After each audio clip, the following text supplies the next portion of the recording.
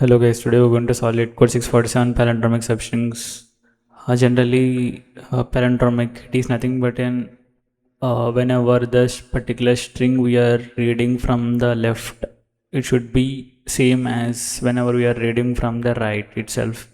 And also the substrings, it is nothing but in the characters which are present continuously in a particular word, that we can call it as in substrings.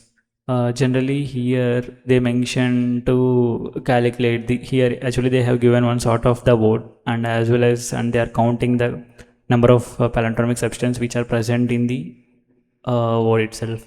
So here they have given example as S is equal to ABC. Here they are counting the each and every unique character also. So in this case, A, B, C, these three are three unique characters. So we are simply incrementing the count itself for this one. And there is no continuous palindromic substrings which are not present with the double digits here. Every digit is unique. So let us consider then example 2 here. S is equal to triple A. In this case, the continuous substrings are present like 0 and first index should be A, and first and second index should be another substring, and 0, 1, 2 or another substrings. Total there was 6 substrings are present in this particular example. Let us to solve this approach, we can go with even index and odd index palindromic substrings approach.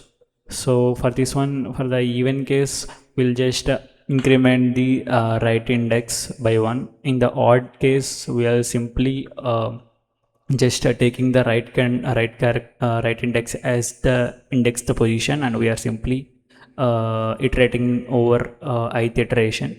So let us jump into the problem statement and we'll get more info about the approach. Okay, first initially we have to consider the count variable, because every time we have to store the number of palindromic substrings in that variable. So in this case I am just taking the result as a variable and I'm initializing it to 0, and now I have to iterate the for loop over the particular string itself.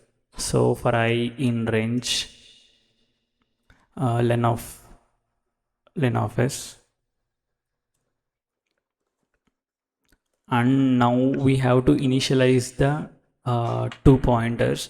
Two pointers in our sense, left pointer and right pointer. In this case left should be L and right should be R. I am just initializing with an ith index, because it should be an ith follow up. So for this one I'm just iterating over the while loop here, while, and if the length, if the left index should be greater than or equals to 0, and as well as right index should be less than the length of the given string itself, and the string of left index should be matches to the right index, means in this case we will simply increment the count character by 1. Simply I'm following through the approach, and simply I'm incrementing the count character by +1. And also the thing is that here every time we have to make the left index by 0 itself. So here I am just decrementing the left index by 1 itself, and right index should be incremented towards the length of the given string. So in this case we are simply incrementing the right character, and the even case we have to initialize the two variables, and here we have to increment the right by 1, and for the rest everything is same logic. We are just iterating, we are checking the condition and we are iterating it. So same logic I'll apply here in this case as well.